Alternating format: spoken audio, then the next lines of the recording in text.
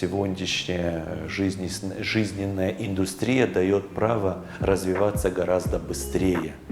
И тем самым у молодых людей появляется возможность гораздо раньше вступить во взрослую жизнь, получить профессию либо специальность и как можно раньше начать свою жизненную дорогу, можно так сказать. Для этого сегодня созданы абсолютно все условия, ввиду того, что растет индустрия очень много, тем более в нашей республике, где рестораны, кафе, строительные организации, да и практически все направления работают, можно сказать, круглосуточно, и есть понятие нехватки рабочих кадров, что дает возможность даже многим, к великому сожалению, без поступления даже в СУС, начинать работать в 16-17 лет и даже выше. И данные все условия говорят о том, что многие, конечно, не доходят до 11 класса и начинают свой жизненный путь уже после 9 класса.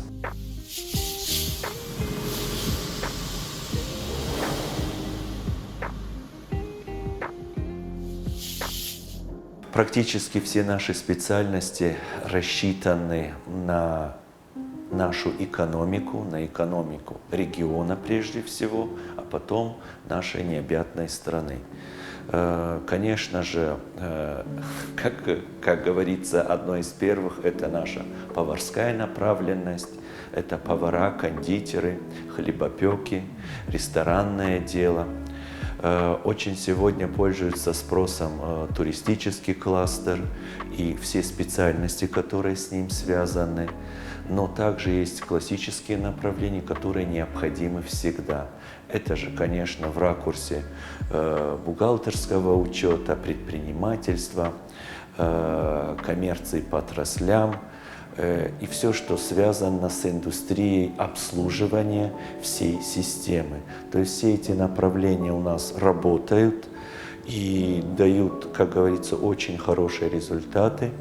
В этом году мы сделали очень большой прорыв, понимая потребность работодателей, обращений со стороны предпринимательского сообщества.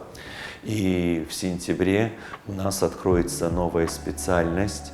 Это мясомолочная переработка, инженерная специальность, очень необходимая в регионе. Вы прекрасно знаете, что сегодня в регионе очень серьезно развивается мясомолочная переработка.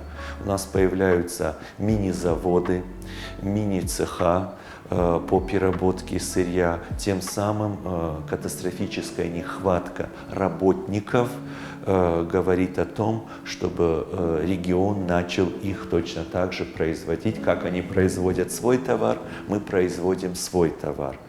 Также, опять изучая экономику нашего региона, мы решили открыть еще одну специальность – это логистика. Логистика и управление – очень хорошая экономическая специальность для подготовки будущих руководителей, бизнесменов, можно сказать, коммерсантов, которые бы до четкости разбирались именно начиная от транспортной логистики и заканчивая по программированию своего будущего финансового продукта. То есть это два новых тренда, которые мы в этом году будем внедрять, и будем надеяться, что в скором выпустятся новые специалисты, которые будут приносить пользу всем. Абсолютно. Все направления, которые находятся в данном учебном заведении, они на самом деле пользуются успехом, потому что они все необходимы. И даже не разделяя на классические и трендовые, они все несут пользу, и они все практически обеспечены рабочими местами. Есть, конечно же, понимание того, что не все в рабочих местах оформляется на законных основаниях. Это проблема не только наша, но и, наверное, всей страны. Но тем не менее, самое главное, чтобы молодой человек перво-наперво был пока обеспечен работой. А уже второй вопрос, официально или неофициально. Но зная о том, что каждый твой выпускник, я вам больше скажу, даже студенты уже со второго, с третьего курса все 100% работают и подрабатывают, и помогают себе и своим родителям. Для нас это очень важная задача, ибо помощь сейчас нужна в каждой семье и на каждом этапе.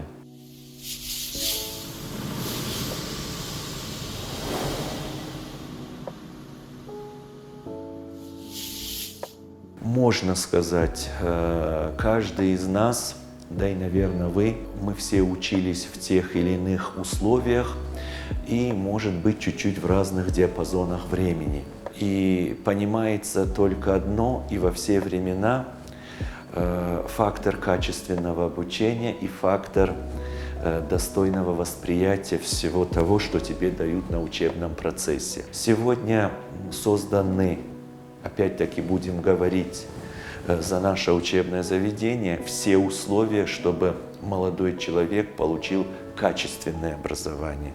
В чем это заключается? Это заключается в том, что созданы современные учебно-производственные мастерские, лаборатории, созданы современные классы, где по ту или иную специальность дается максимальное количество информации и облегчительная форма для того, чтобы молодой человек как можно больше воспринимал.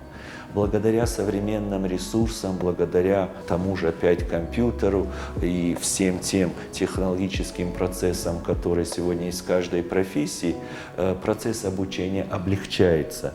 Другое дело, конечно же, очень большую роль играет во все времена желание и плюс ответственность к поставленной задаче. И, конечно же, даже сегодня есть молодые люди, которые к нам приходят с неким уже жизненным бизнес-проектом, понимая, что ему в этой жизни нужно.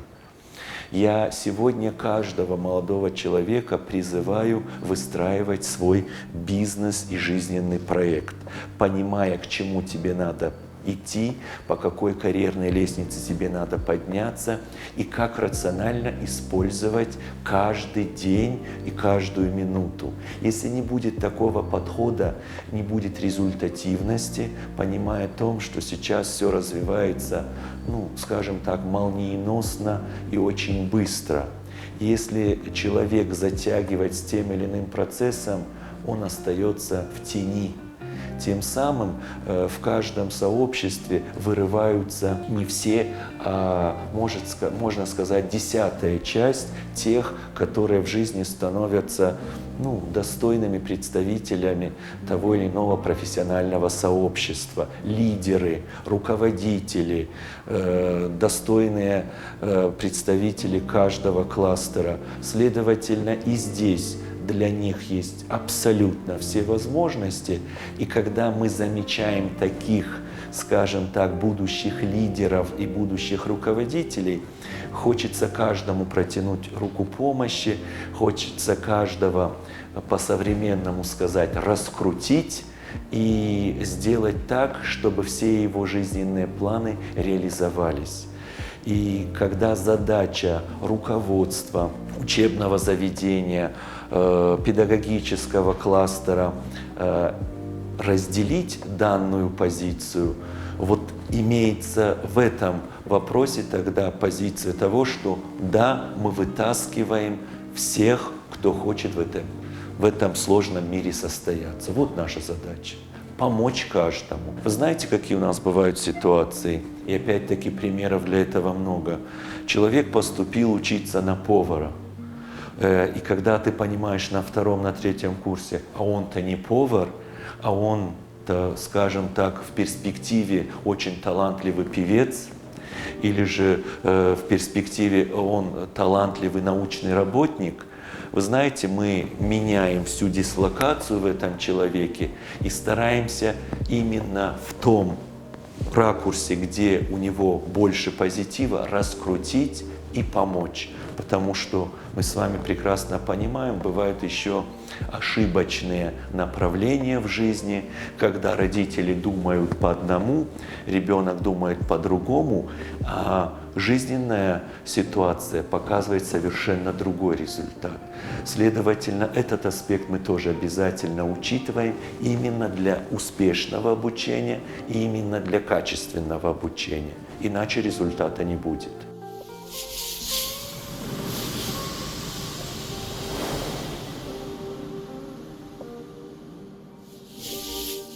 Для меня лично очень важно воспитать не стопроцентного специалиста, а стопроцентного представителя нашего современного сообщества.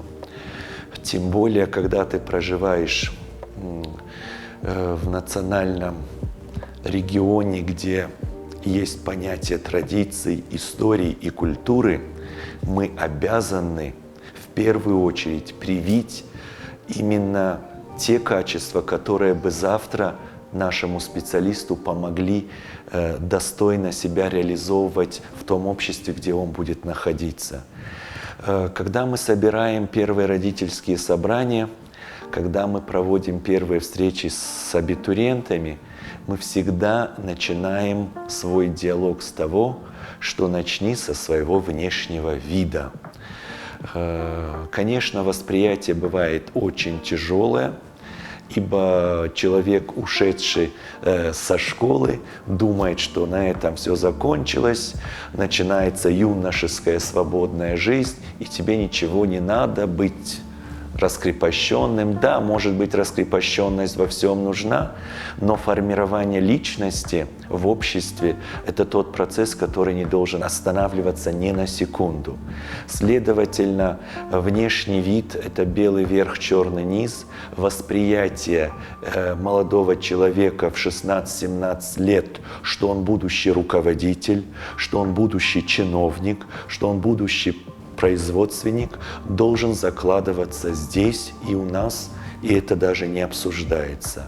Плюс, я же говорю, понимание того, что у нас есть свои традиции, которые не имеем права мы нарушать, и мы, как учебное заведение, должны в ногу даже со временем внести это, не соприкасаясь ни с чем. Следовательно, в учебном заведении очень много традиций, очень много исторических факторов, благодаря которому мы точно так же не имеем от всего этого отходить.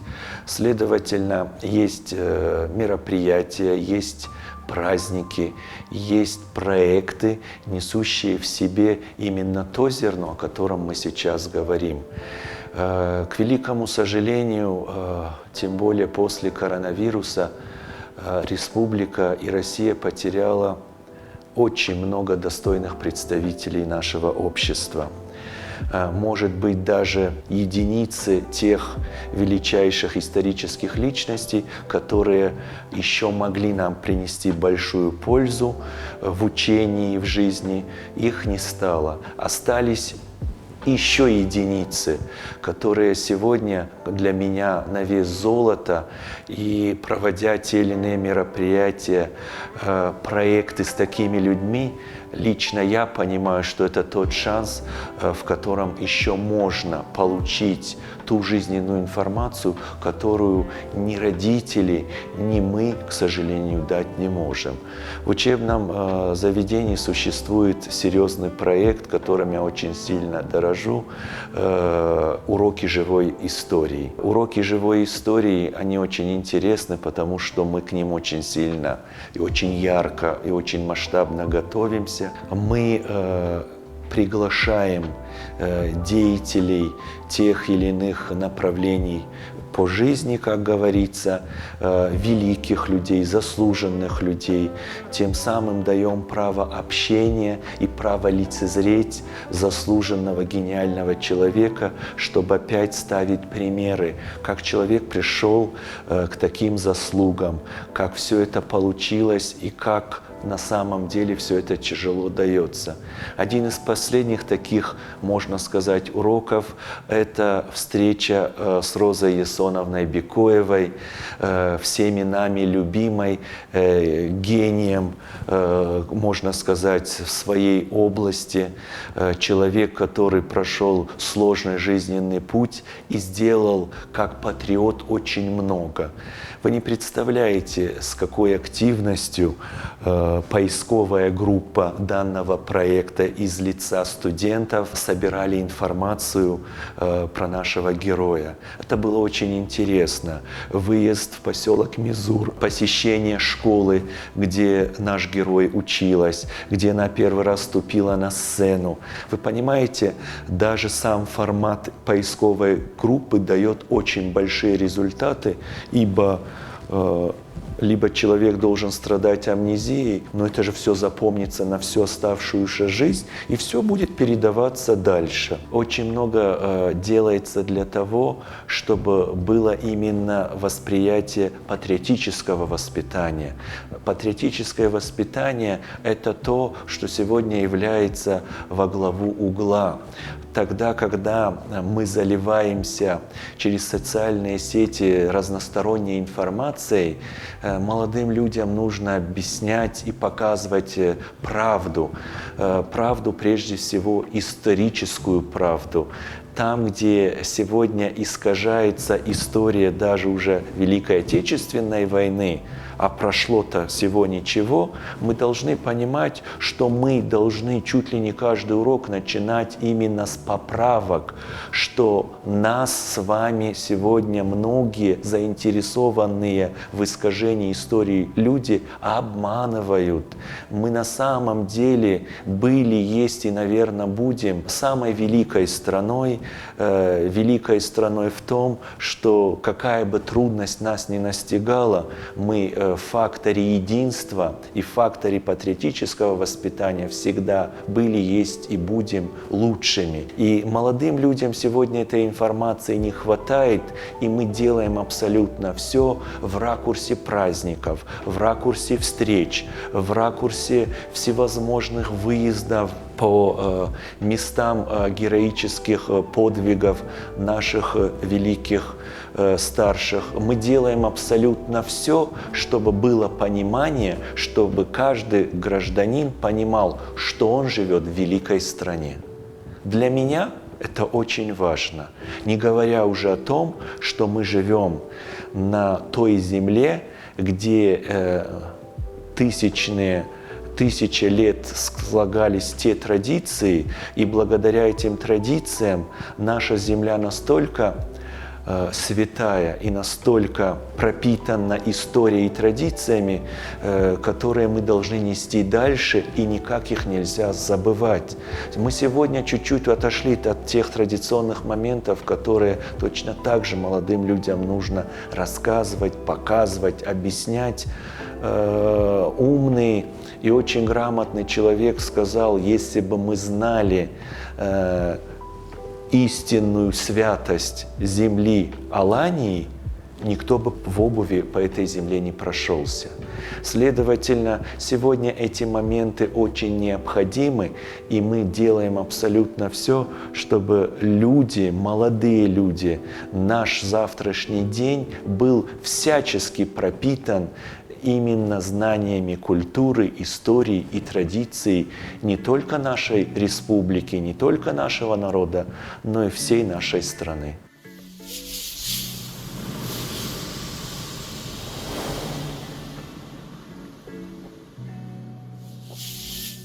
Очень большое количество детей ежегодно начинает и продолжает свой жизненный профессиональный путь обучением в высших учебных заведениях не только нашей республики, но и за пределами.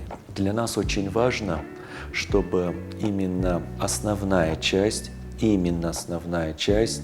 в большей массе пошли дальше и получили свое высшее образование. Конечно же, когда человек получает практическое образование руками и навыков у него очень много, заниматься высшим образованием для него бывает тяжеловатым процессом, потому что, как я сказал свыше, со второго, с третьего курса все наши студенты все работают и подрабатывают.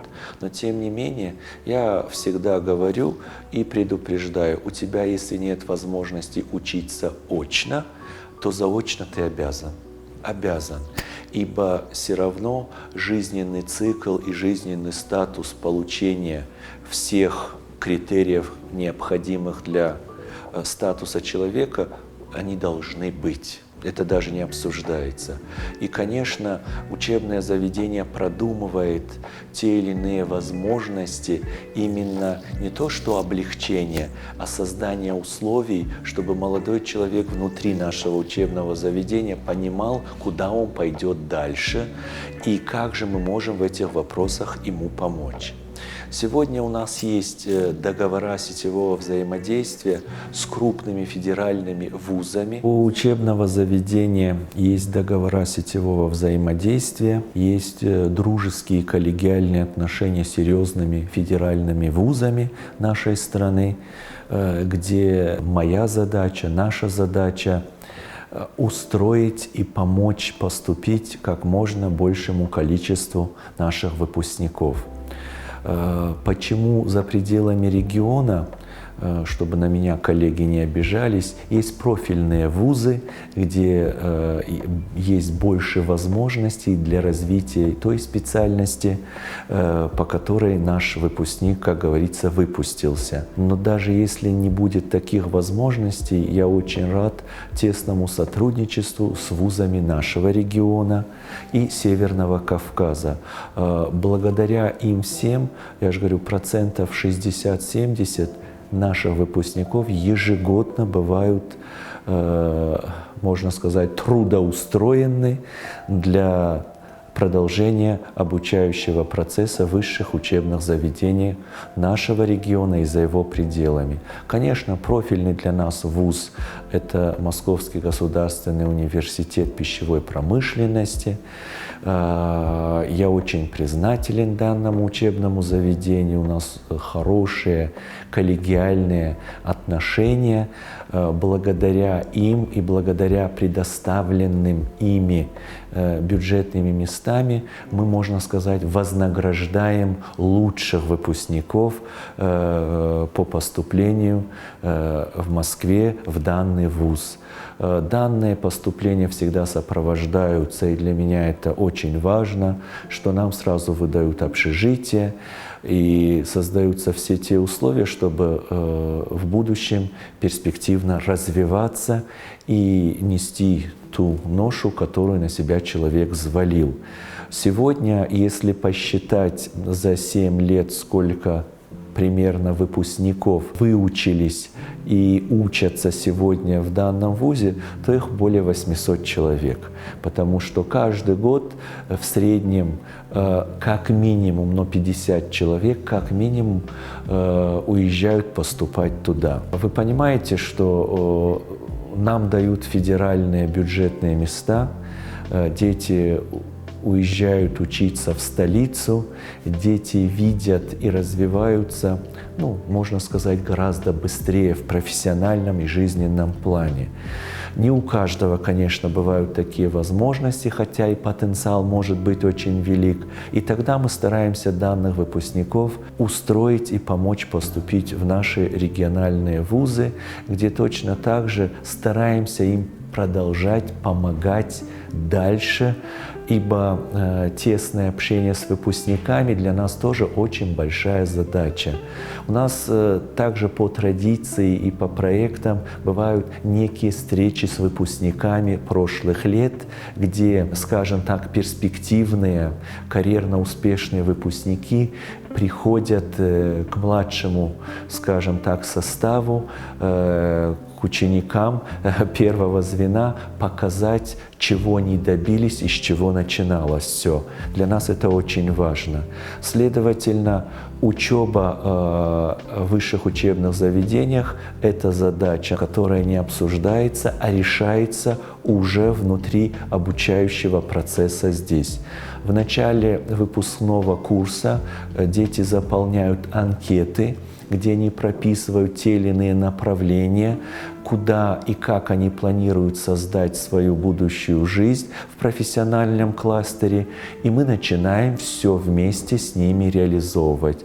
В Москву планируешь? Да, давай будем работать над Москвой. Здесь. Точно так же у нас есть серьезное направление, это в ракурсе юридического обучения. Следовательно, у нас очень тесные отношения с Ростовским юридическим университетом. У нас есть с Санкт-Петербургскими вузами очень достойные отношения, с краснодарскими вузами. То есть мы стараемся решить задачу всех желающих в этой жизни состояться, если можно так сказать.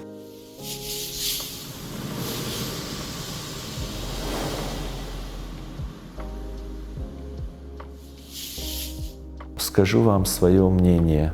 Чужих детей не бывает. Наверное, бывают чужие проблемы, но чужих детей не может быть.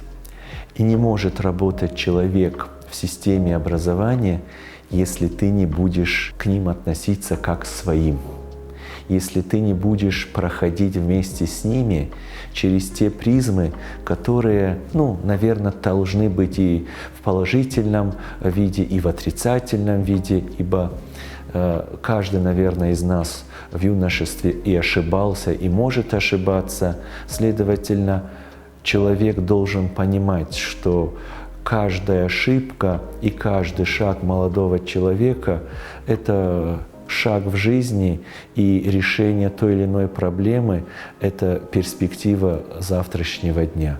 Следовательно, я не знаю, за что можно ответить, но по отношению к каждому ребенку хочется реально каждого вытащить, помочь и сопроводить его по жизни.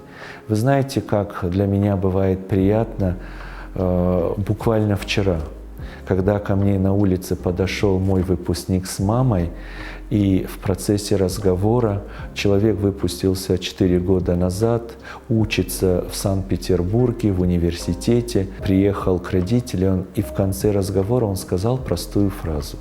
Для меня это дороже всего. Спасибо вам большое за все.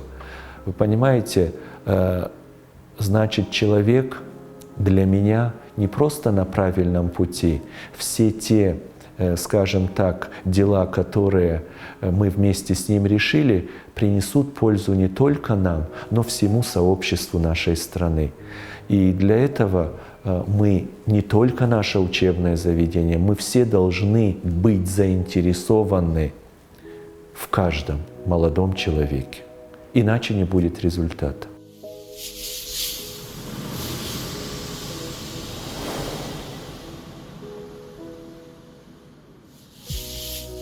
Для формирования достойного специалиста нужен некий профессиональный обзор.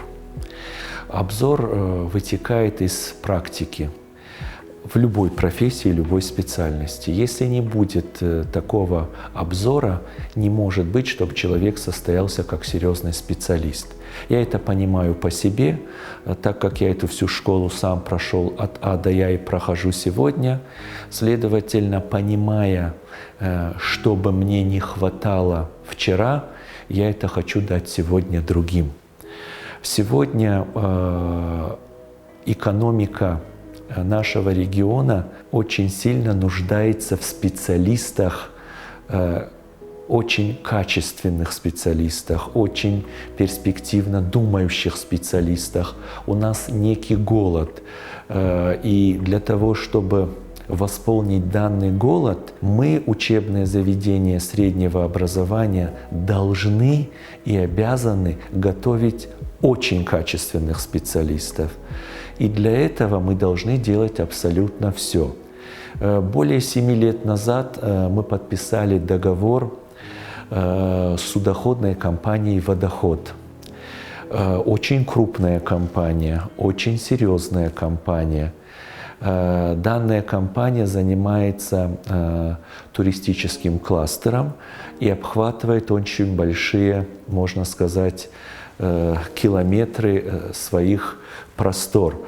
Это Золотое кольцо, это моря, озера, реки практически всей нашей страны, там, где может пройти теплоход, корабль, везде, где можно провести экскурсию, данная компания ведет очень серьезную работу.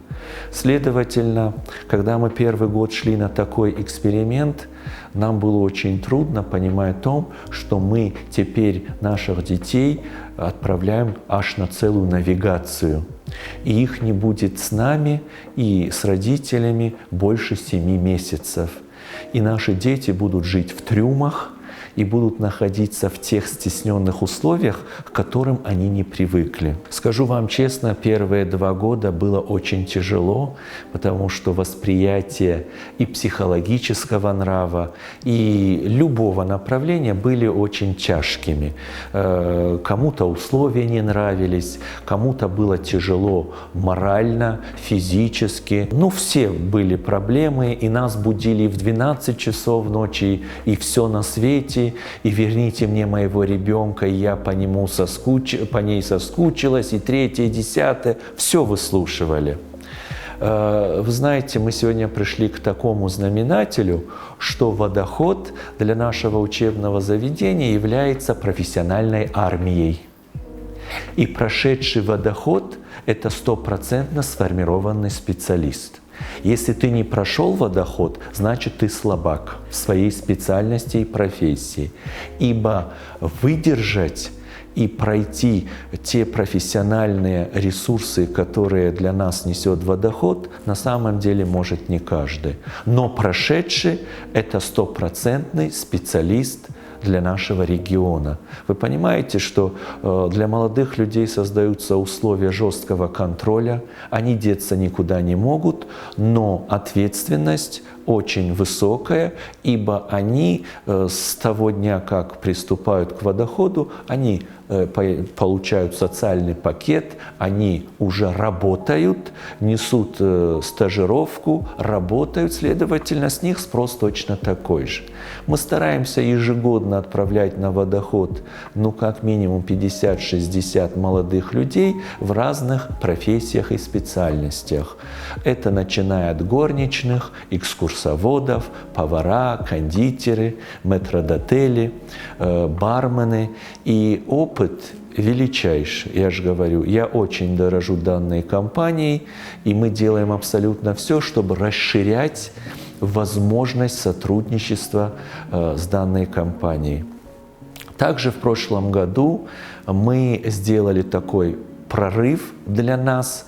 Мы заключили договор с очень серьезной иностранной компанией Kilit Global. Kilit Global располагается на Анталийском побережье, и в ракурс данного, можно сказать, огромного магната входят более 20 отелей. Данная компания является миллионником, это очень крупная компания, и для нас, опять-таки, прошлый год был экспериментальным годом, когда, вы представляете, это какую работу надо провести психологическую с родителями в первую очередь, чтобы ты своего ребенка отпустил на 6 месяцев за границу, без контроля, без всего на свете.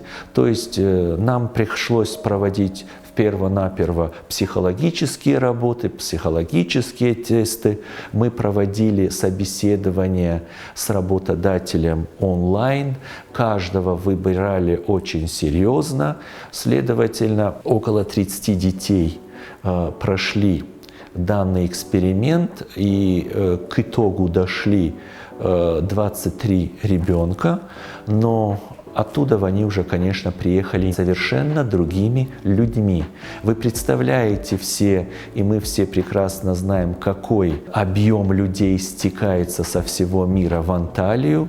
И когда мы в октябре, лично я как руководитель, поехал посмотреть, чем же занимаются наши дети, и когда ты в международном аэропорте нежданно-негаданно встречаешь своих студентов, и они мне говорят: извините, Валерий Батразович, нам некогда, у меня делегация с той страны, у меня делегация оттуда, и я не могу.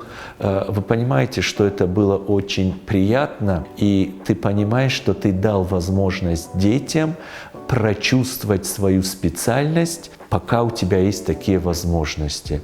Следовательно, буквально 2 месяца назад Kilit Global приезжали к нам с дружественной делегацией. Они поделились своим мнением о нашем учебном заведении, о наших студентах.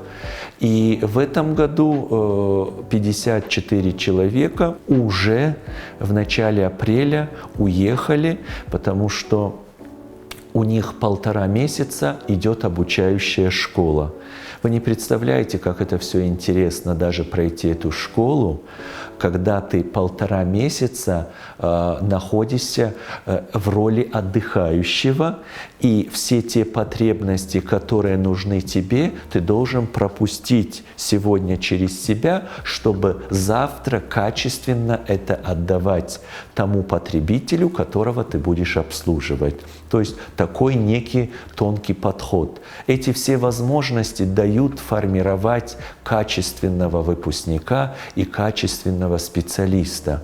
И мы будем расширять данный диапазон. Мы также сотрудничаем с международной компанией Hilton, и у нас очень много детей проходят стажировки и практики на их базах в Москве. Мы сотрудничаем с сочинскими компаниями. Мы делаем абсолютно все, чтобы были возможности четкой практики. Насколько больше и чаще и глубже мы окунем нашего студента в серьезную жизнь, настолько качественнее и формированнее они будут на выходе.